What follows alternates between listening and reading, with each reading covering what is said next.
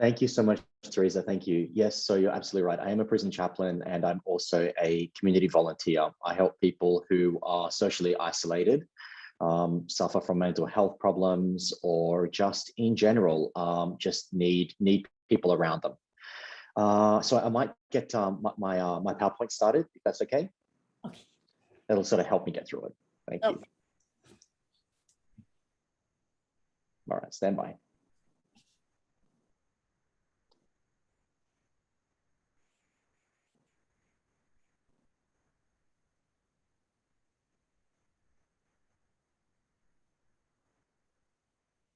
Perfect. Have you got me? That's perfect. Okay, fantastic. So today, well, actually, how we tend to begin in Australia is with an acknowledgement. So I'd like to do that today. So in Australia, during gatherings and events, we like to commemorate and acknowledge the traditional landowners of this country. So in the spirit of reconciliation, our gathering today acknowledges the traditional custodians of country throughout Australia and their connections to land, sea, and community. Today, I'm coming to you from the Gadigal and the Birrabirragal people. They are the traditional landowners.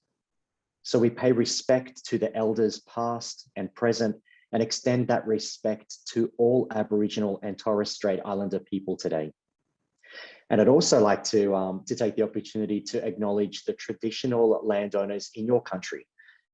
We pay respect to their elders past, present, and future. So a big thank you for allowing me to be here today. I see some familiar faces and there's plenty of new ones. So it makes my it warms my heart to know that you're using your precious time to learn about caring for the community and supporting the elderly, people in need, people who are socially isolated. However, it's not just elderly people that are socially isolated. I know plenty of young people who are struggling under COVID restrictions, suffering with mental health issues, or just general social anxiety. And the studies on the pandemic, whenever that happens, I mean, it's going to be fascinating to see how it's affected our mental health, you know, in the years to come. But this doesn't stop us from helping people in our community right now. Perhaps with your support in your home or in your town or in your city, happiness and well-being will have improved, you know, compared to other places around the world. What we do now becomes our future. So thinking of others and being active in the community and caring for each other is everything our heart and society needs right now. So as you mentioned, Teresa, I am a prison chaplain and a community volunteer. And some of you might not be familiar with the word chaplain. So I'll go into a really short, brief history lesson. Buddhism, I would say that Buddhists have been doing chaplaincy or this sort of work, chaplaincy work, for close to 2,500 years.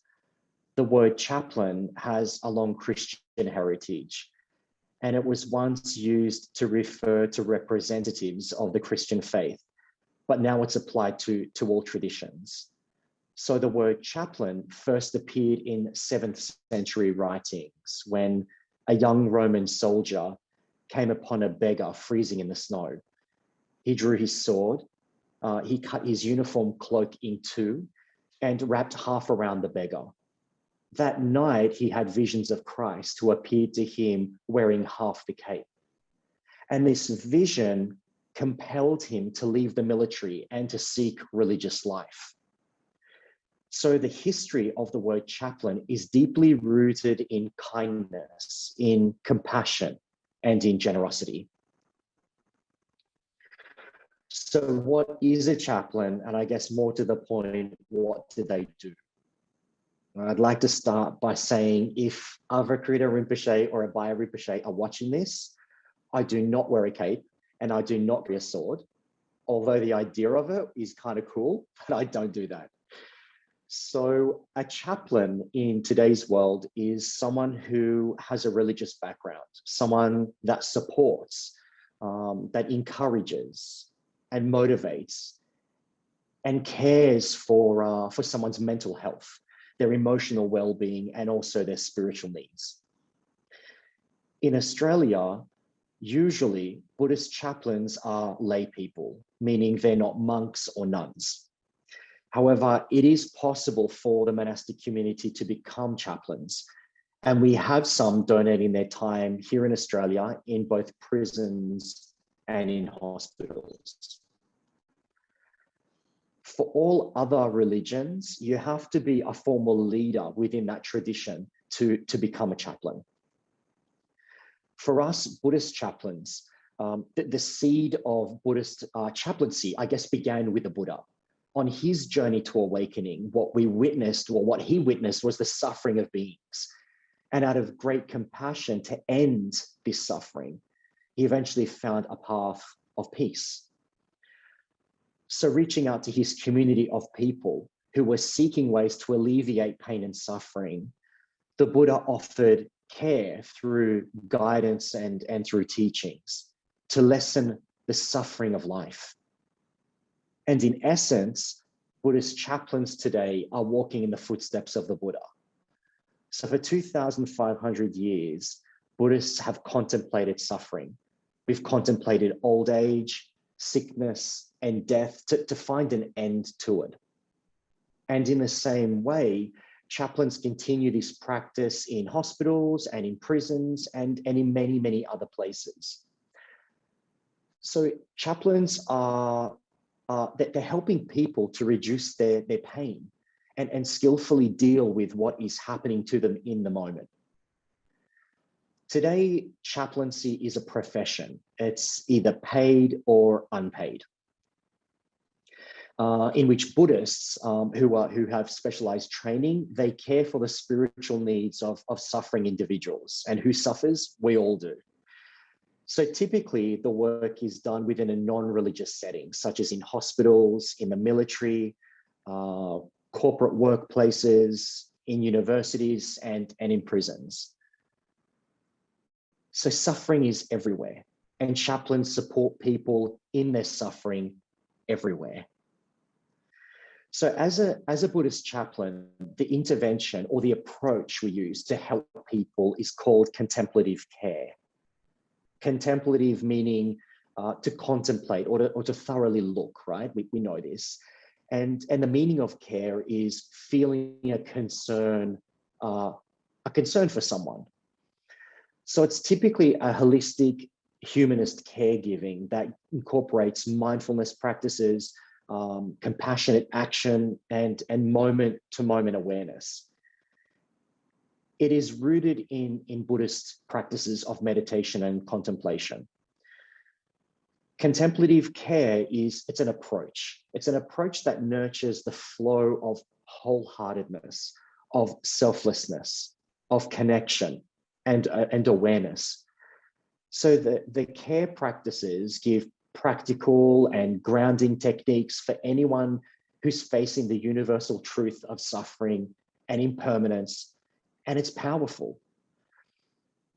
So we can offer, as chaplains, what we can do is offer the best of our love to foster connectedness and resilience and transform the act of caregiving into a path of personal healing.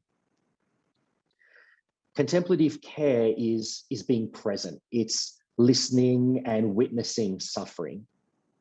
And as the Buddha taught in the Four Noble Truths, suffering exists everywhere, and we should recognize it without making it personal.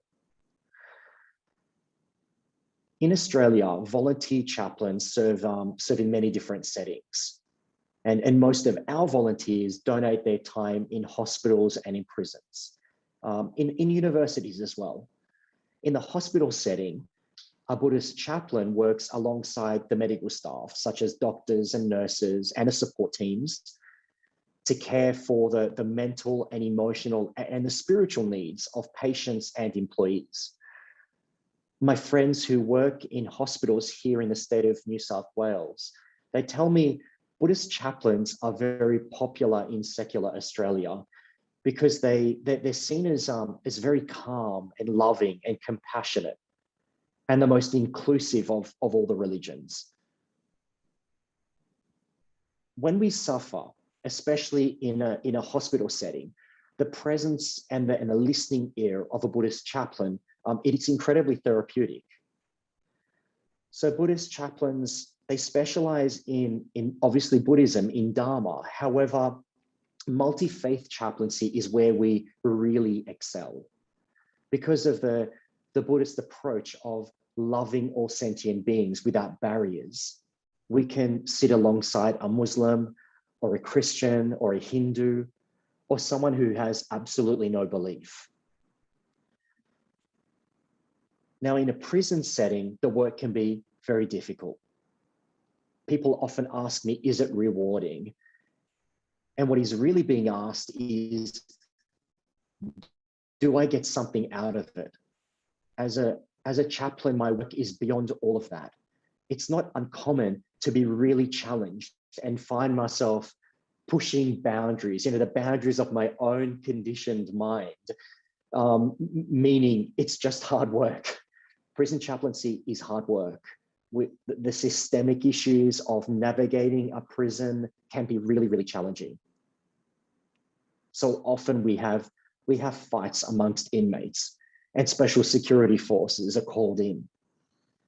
If I'm supporting an inmate one-to-one, my time could be cut short due to safety and security issues. It's always a concern leaving someone in a vulnerable state if that happens. So I'd like to run you through my day in a maximum security prison. At Long Bay Correctional, which is where I work, it's basically 7 prisons in one. And that jail houses mostly sentenced and unsentenced inmates of serious crimes. Sometimes I have very personal and private conversations with inmates that are serving a life sentence. And other times they are young inmates who are incarcerated for the first time. In Australia, by law, chaplains work independently of the prison system. We are very, very lucky to have special access to support anyone and everyone as we see fit. We work with the safety and the security of the jail, so within those safety and security protocols, and we take directions from the prison officers. Being the only full-time Buddhist chaplain in Australian corrections, I'm able to hold regular group Dharma classes where I present the Buddha's most powerful and most transformational teachings, the foundational stuff. We're talking the Four Noble Truths. It's powerful. In a prison setting is incredibly powerful. And these teachings, they're extended to staff as well. Often I will have officers sitting in on these talks with inmates, in the one setting. So within the jail, we have a prison chapel where I can hold group classes or have one-to-one sessions. So meditation, counseling, advocating, diffusing, mediating, contemplating, supervising. There is nothing a chaplain can't do. We really are the neutral party between inmates and officers, and we're regularly called upon to help diffuse, situations between staff and inmates. Often I'll be talking to inmates privately who are in emotional distress, and I listen, and I become witness to some of the most personal and darkest conversations. To be entrusted, to witness the deepest suffering of a person, to be permitted by them to listen to their agony, to bear witness to their confusion, their misknowing of themselves and reality is sacred. So I, as a Vajrayana practitioner, therefore see my outer world as a reflection of my inner world. And I contemplate that a lot. And when I do, the love and the kindness and the forgiveness and the compassion that I feel for others It transcends any one of those stories, including the stories I might tell myself about how bad they are. So within the prison setting, chaplains are a listening ear and a witness to one's suffering. Often in those situations, finding a solution to a problem isn't skillful. Just bearing witness and holding the space so someone can talk and feel and express themselves without judgment, without shame or embarrassment, that moves mountains. So instructing in Buddhism, teaching meditation, running workshops, sometimes that isn't what a person needs. But caring for their emotional needs, supporting people in distress with nothing but presence, this is really, really powerful. In prison, many inmates view Buddhism as a way of life. And it's not until we're, I guess, until we hit rock bottom, or we're down and out, that we search for meaning in life. Dharma is a complete path. It's a complete path to unpacking yourself and finally taking responsibility and living in accord with natural law, with flow and with harmony, with love and with compassion. Ethics and morality, as I tell the inmates, is not a fun buster.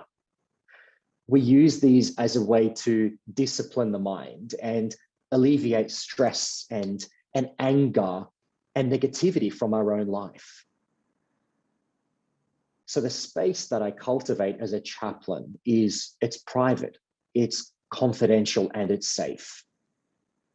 It's only to a chaplain that one can express their deepest and darkest trauma and their regret, and their suffering, and then have it heard with an open heart, no judgment, and absolutely no shame.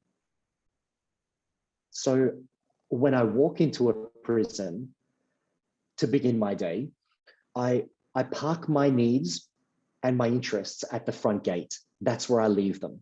So when I walk in, I am wholly dedicated and motivated to meet each person where they are in that life, in that moment, in that space, in that time. And there is where, I develop compassion. In fact, there is a way of being able to develop compassion and look into the eyes of another person and acknowledge nothing but their true potential. And what is it that allows someone to do that? To open their hearts, to witness someone's suffering and acknowledge someone's full potential. I guess I could say that it is the greatest source of power we have as Buddhists. And if I could say this, I guess it's our savior. It's the practice of bodhicitta.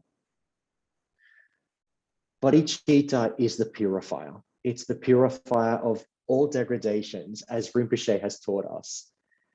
And in my own practice, I have witnessed this.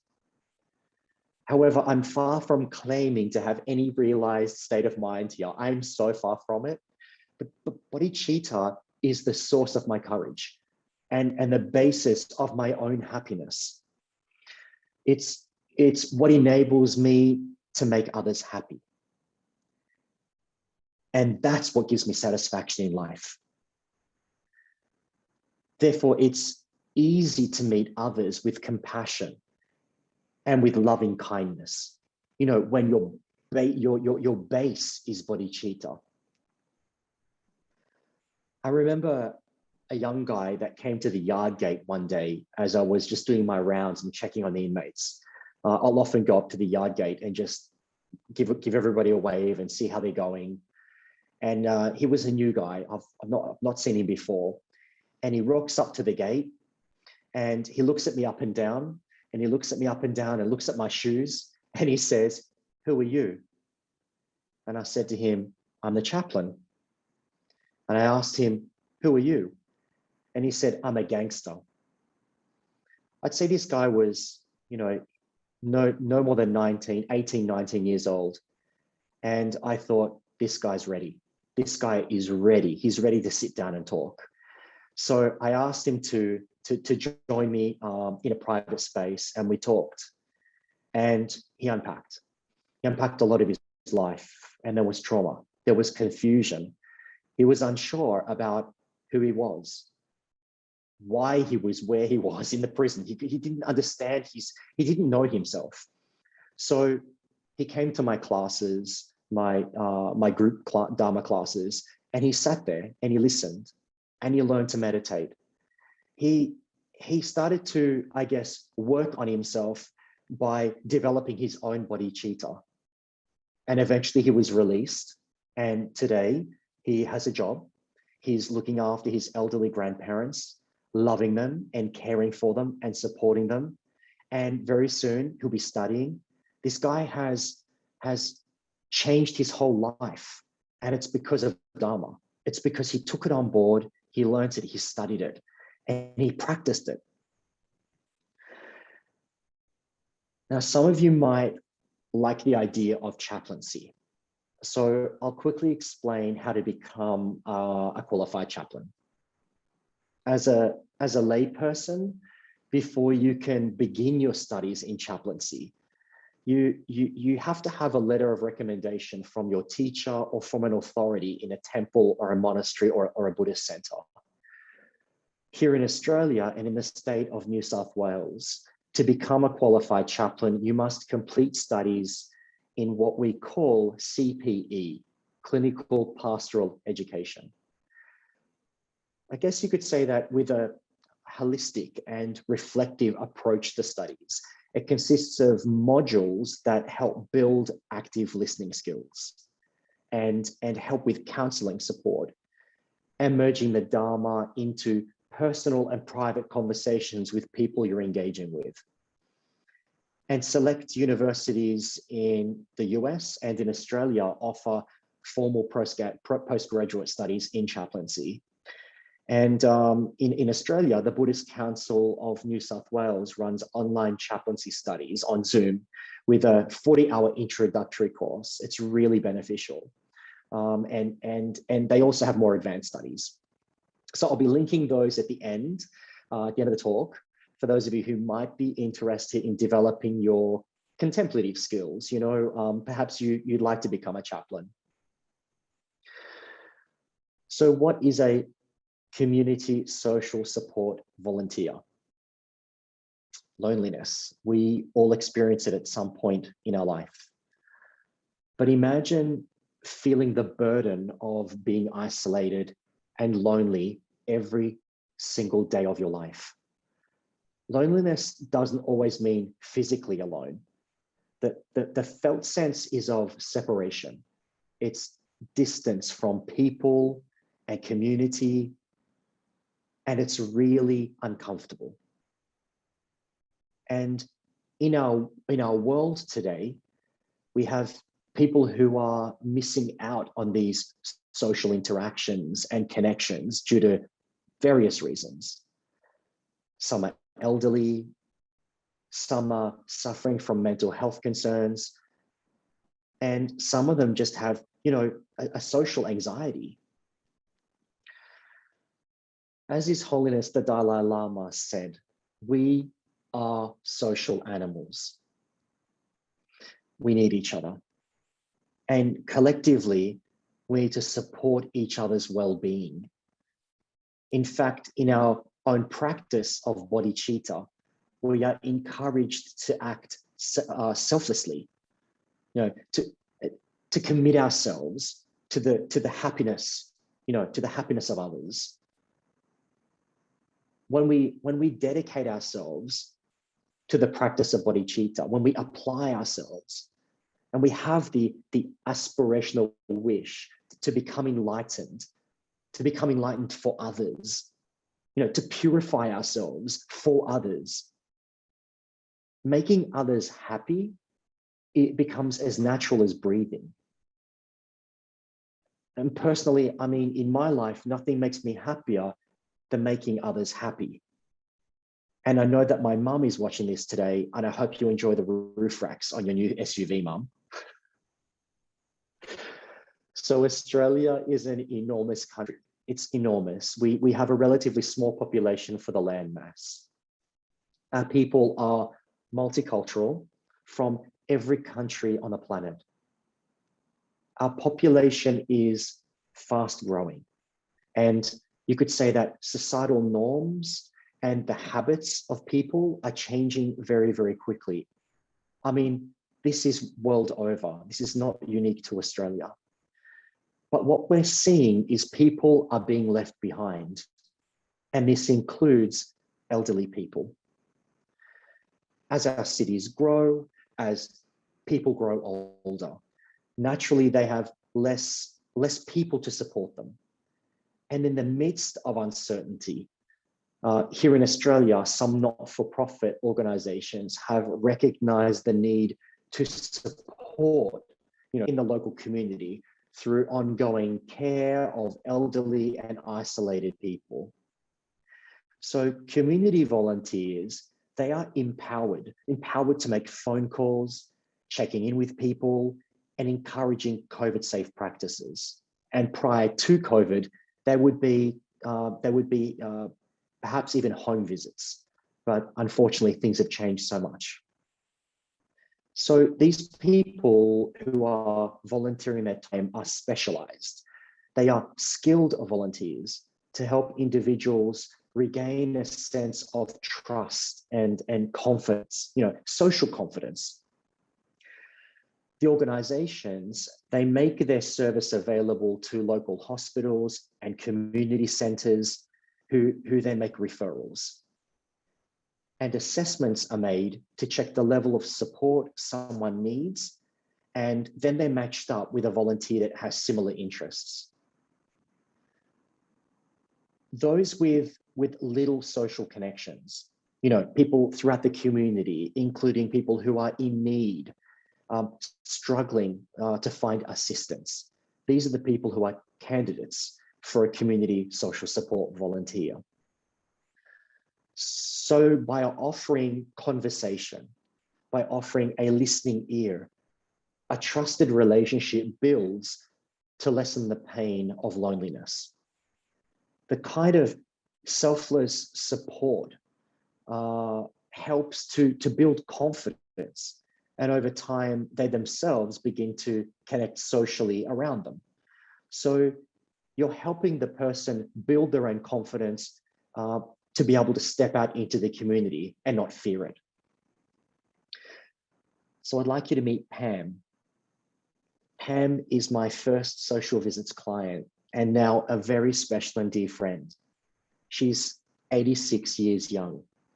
She's a former dancer who is very, very well known amongst the creative dance community in Sydney. She loves coffee, and probably way too much coffee, come to think of it.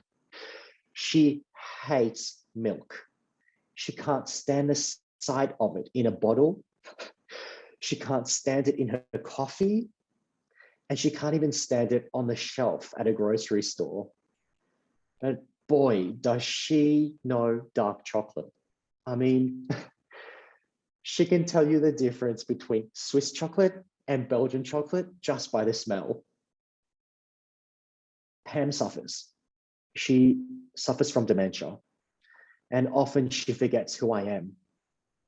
It takes a bit of time for her to remember me when we meet. Often she'll forget midway through a conversation who I am, and I have to remind her. But she's beautiful, and I love her dearly. Pam originally, when I met Pam, she lived in her own home. And unfortunately, as her dementia became worse, it was time to find her somewhere else to live, and we found her an aged care facility. I am Pam's only friend. She has no one else. And I think to myself, if I wasn't there, who would be there for Pam? What would happen to Pam in her home by herself? Suffering, forgetting, confused, and completely isolated. But the reality is she's not. And there are many community volunteers out there who are caring for others. So here we have some strategies and skills for open listening. When caring for the needs of another, we need to balance the enormous task of support with our own well-being. The reality is we are emotional beings. You know, we feel stuff. We will always feel stuff. When we connect with someone, there is a way of practicing selflessness, so our ego doesn't get in the way of things. But first, we need to know the meaning of support and the meaning of fixing. Support means to assist, and fixing means to repair. So what I do with my body, my speech, and my mind, I own that. That's me. And because for the moment, you know, we are unenlightened beings, we struggle to fix our own problems, let alone trying to fix someone else's problems. For people with a linear mind, such as most men, I mean, I hope I can say that, we have to rethink. You know, we have to rethink this. Support doesn't mean fix. Just as I said earlier, the approach that we use nurtures the flow and the wholeheartedness, selflessness, connection, and awareness. So we offer the best of our love to foster connectedness and resilience and transform the act of caring into a path of personal healing. Being an assistance to someone who's struggling allows them to mend their own well-being. Just bearing witness and acknowledging someone's suffering allows the other to begin the healing process. What I'm talking about here is connections. It's practicing selflessness. It's practicing presence. And this allows the other person to begin the healing process.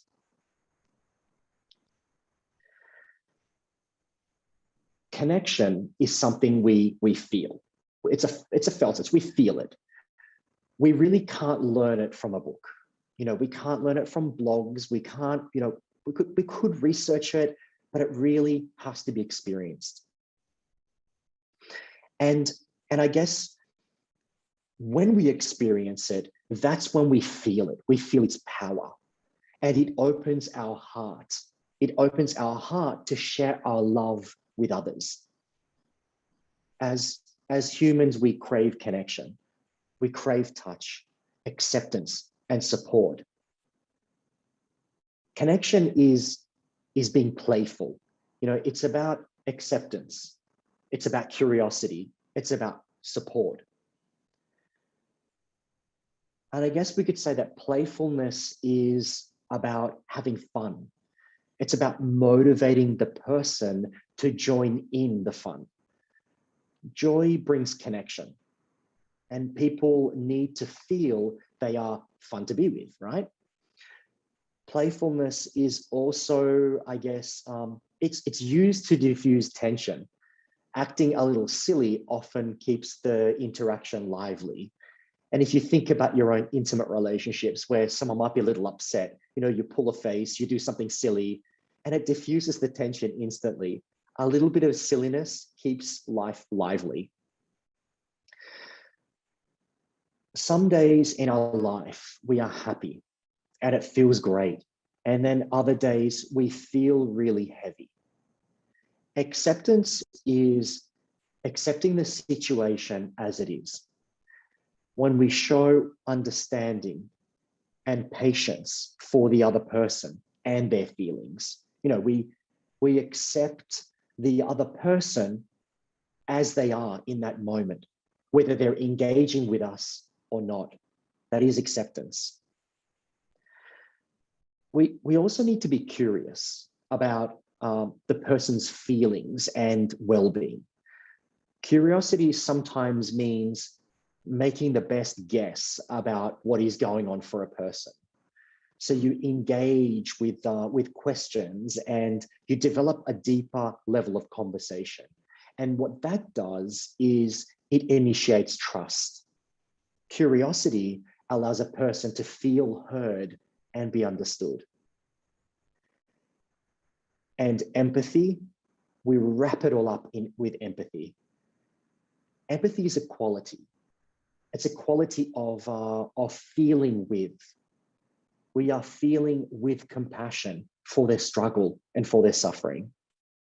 Empathy eventually allows the other person to acknowledge deeper feelings, without fear, without judgment.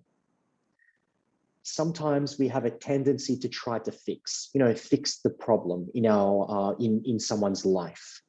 That's often our response, rather than simply expressing our shared feelings with them. Sometimes when we're with someone, there are moments of silence. Most of the time, we believe we need to fill that silence or that void with words, with music or some sort of distraction. In this sort of work, and actually in our daily lives, we need to feel comfortable with silence. Silence is stillness, as long as the mind is present. So if you feel comfortable with silence, helping others is quite easy. We use silence as a way of helping others to develop ourselves. The reality is we all hear, we can hear, but do we actually listen? So open listening means we value someone's story and we allow the pauses and the extended silence to create a space.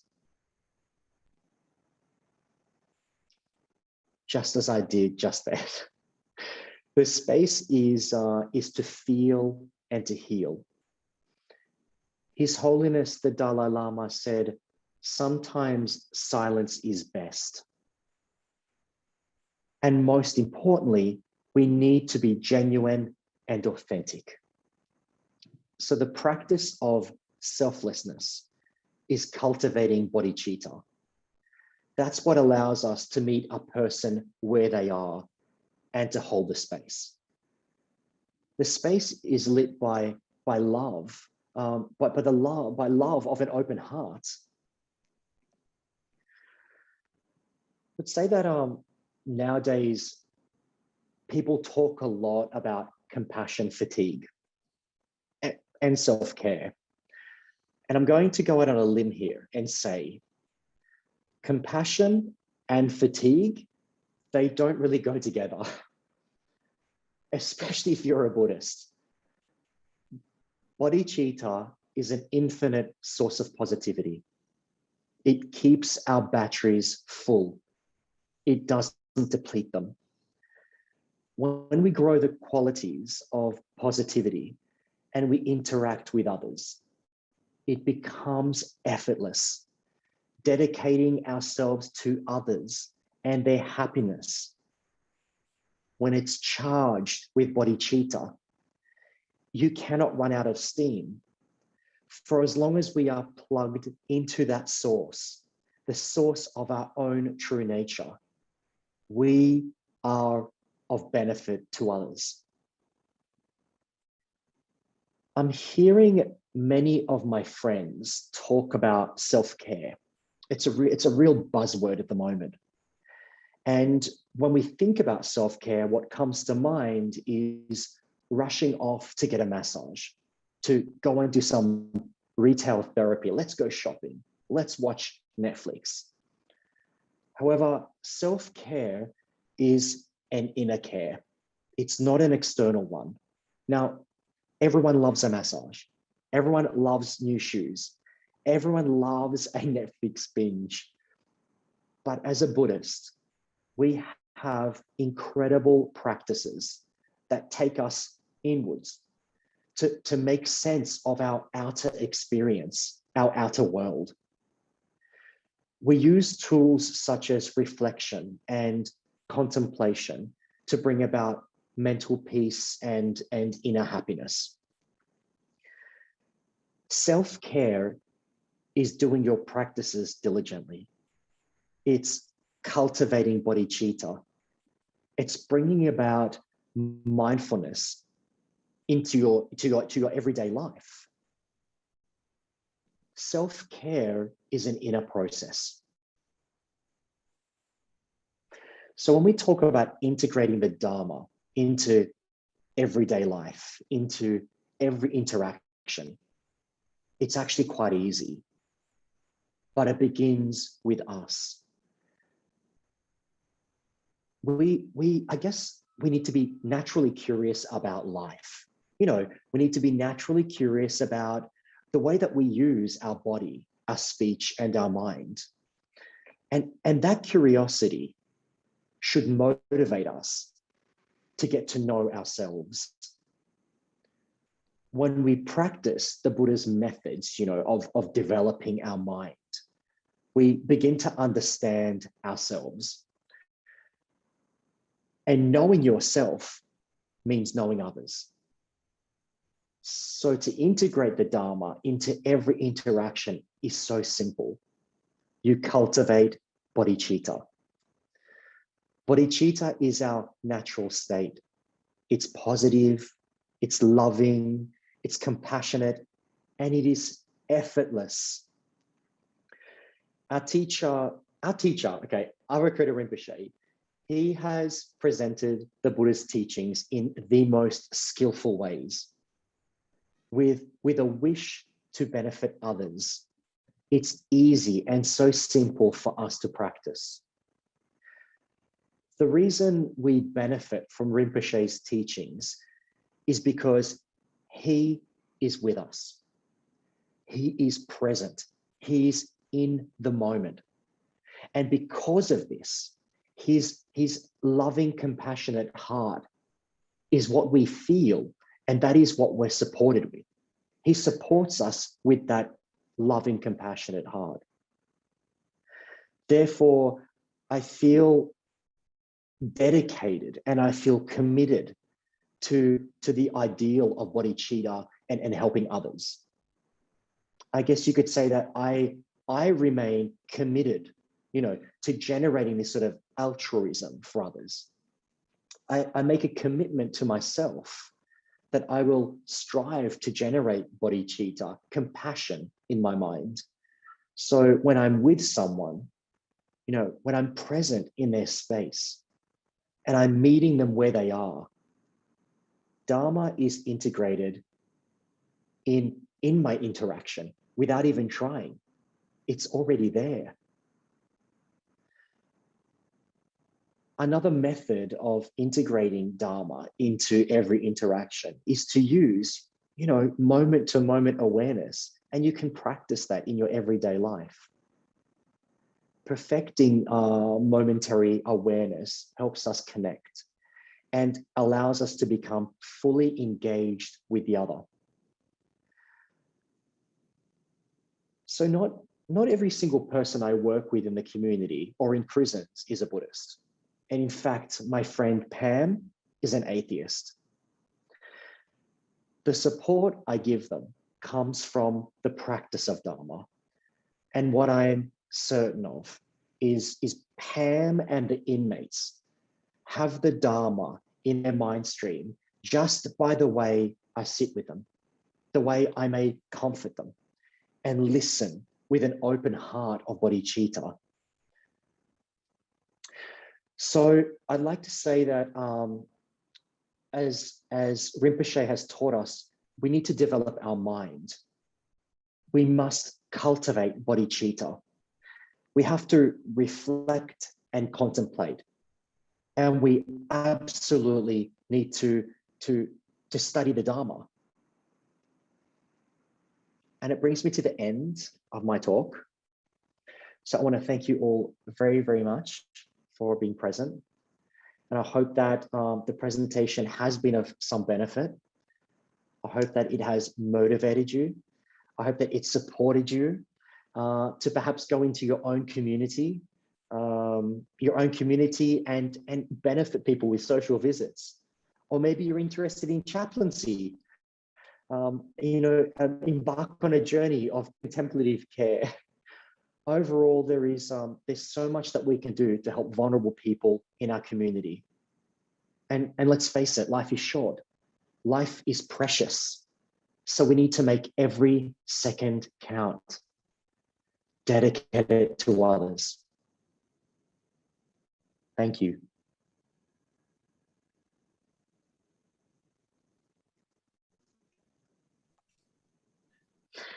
Thank you, Teresa. Okay. Thank you, everyone. Daniel, thank you. Would you like to take, are there any questions? Or anybody? Yes, I have a question. Oh, there you go. Yeah, first, Daniel, thank you so much for your presentation. It was Thank you, Joyce. it's so good, so inspiring. So my question is, like, when you try to talk to people who are less privileged, like sometimes they get this feeling, they get angry because they think you're giving them pity. They don't want to be pitied, and your calmness sometimes trigger their anger. So what do you do in this kind of situation? It's a good question. I don't know that I've had a situation where someone has been triggered by someone who is there to sort of support them. But I could see how that could happen if you're trying to fix someone's problem.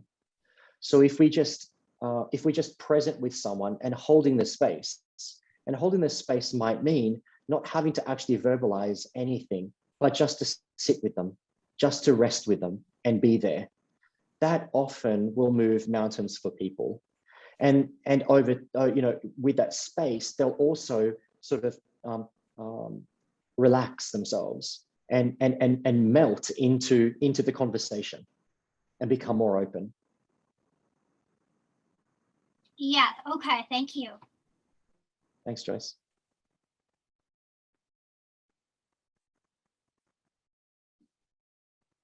Daniel, I have a question. Sure. How is it with people you're helping, inmates or other people that you're assisting in the community, where there's a language difference or a significant cultural difference? Because you said in your intro about it being multicultural where you live. How much of that has been a factor in your work, in your community? Because Seattle's pretty cosmopolitan. I wonder how it might reflect, in your work. That's beautiful. I try to become familiar with as many cultures as I can. I guess it helps that prior to becoming a chaplain, I was a flight attendant and was able to meet many different people from all over the world. But it does require openness. I make mistakes. I will make mistakes, and I will meet people or meet people in a way that isn't appropriate. And I clock it, I note it, and I make sure that in future I'll approach it differently. So yeah, having to upskill myself is really important. Very good. Thank you. Okay, I have one. So When you started at the prison, I have to, I mean, it must have been kind of scary, I think. You know, I mean, the environment is so different, and going in and knowing, you know, the suffering that's going on there, and how did you, you know, cope with that at first? I mean, yeah. Mm, mm. Yes, good question. I was petrified of prison, going to prison, being arrested, and going to a prison. I had a fear, a phobia, in fact, and I thought there's no better way than to face your fear. And I remember really being very, very frightened on my first day. And I arrived at the gate and I was checked by security. And as soon as I walked through the center, all of that stress and tension just lifted. I don't know what happened. It was a beautiful moment. I felt quite relaxed, and I realized this is for me. But honestly, there are situations where you do feel uncomfortable. There are situations where some of those conversations they're very dark, they're very heavy, and it does leave you with a little bit of emotional residue. But as I mentioned in my talk, we have the most powerful teachings, practices that help us through that and help us, you know, emotionally balance ourselves and feel energized enough to be able to go back and do it all over again.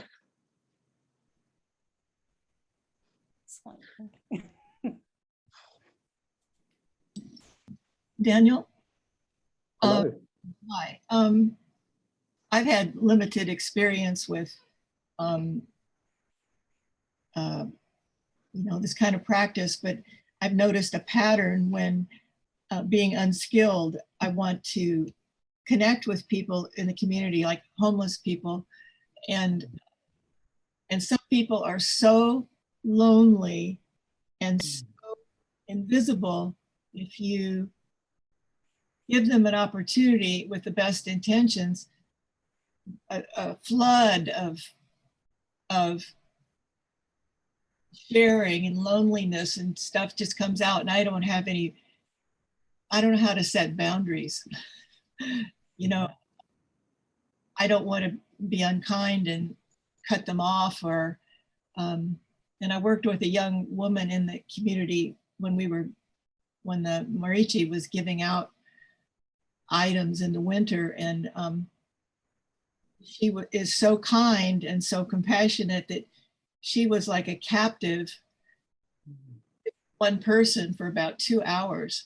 You know, I had to get on with our job, you know, and she loved it, I guess, but I was overwhelmed by people who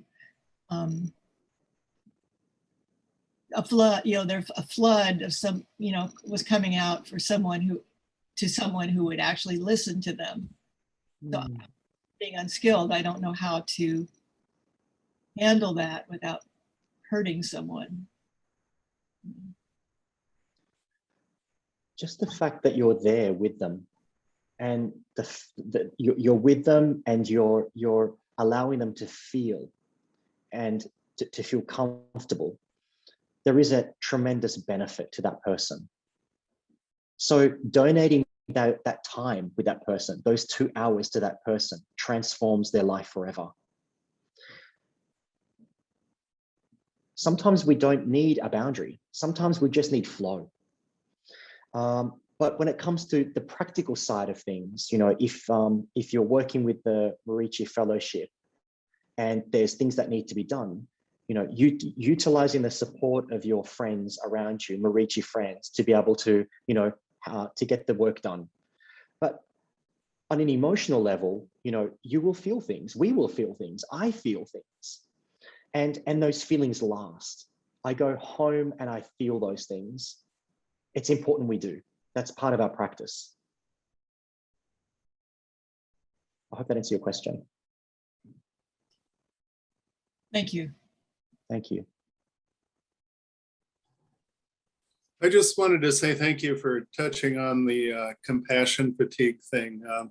There's a pretty good book called Compassionomics about increasing compassion in the medical profession in the US. And the author talks about the idea of compassion fatigue, and he talks about it being attaching to your feelings about the bad thing that's happening to someone and not doing anything active with it, as opposed to compassion, which is taking it and then acting upon it, which I thought tied in really well with what you said. That's beautiful. Yes. And another thing I want to throw out there with regards to the question about people getting angry with you, I'm court-appointed counsel in. Right now, I work in drug court in Seattle, but I've worked in juvenile court. I've also worked with sexually violent predators, and people either think I'm a great guy or a really bad guy, depending on which unit I'm assigned to at any given time. But it's actually very common for public defenders to get worked out on. And I remember a couple of I remember several cases where I got screamed at. I remember one guy who swore at me and called me names through an entire jury trial. And then when it was over, he leans over and he lost because he didn't have a case. And he leans over and he says, "I didn't think you were going to fight for me. You really fought for me. Thanks, man." And went off to, so after I'd sat there and tried to look normal, I had this guy just saying awful things in my ear through the whole thing. And for a lot of people, and another guy screamed and yelled at me in a holding cell before court and then apologized after probably a good 5-minute tirade, and apologized. And I said, "Look, part of my job is to let you get that out of your system before you're in front of the judge, because the last thing we want is for you to get into court and say that shit to a judge and say that to the prosecutor. So we're good." And it can be a huge trust builder. And so anyway, that's just what I want to put out there. Mike, you're definitely in the right field of work, and how lucky are they to have you? Yeah, thank you. Yeah, thank you.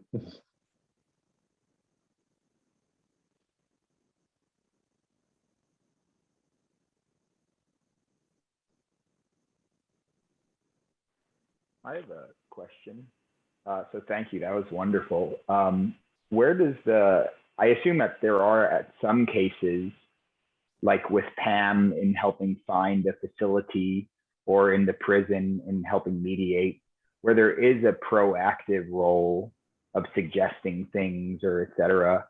Where does the active listening sort of meld into actually being proactive? Is it just naturally over time when the trust is built, given that we don't want a solution or jump to that or anything?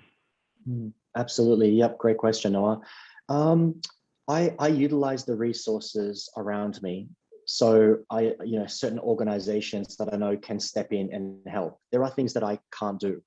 I can't get Pam's hand and be able to sign a document to be able to go into an aged care facility, but someone with the correct skills and tools could help her be able to do that. So I do as much as I can with the skills that I have. But you're right, there are some things that we can't do. And then I look for people who can help me.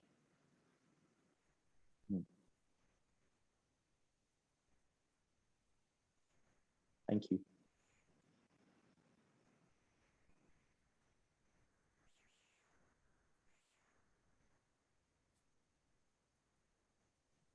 We just did such a wonderful job being silent with each other. We did. It's beautiful. Isn't that lovely? Very therapeutic. Never mind that you were all muted. We didn't know. Daniel, thank you so much. Thank you. That's just amazing. And we will, I believe we'll post this. Yes, on YouTube. So look for that. Wonderful. And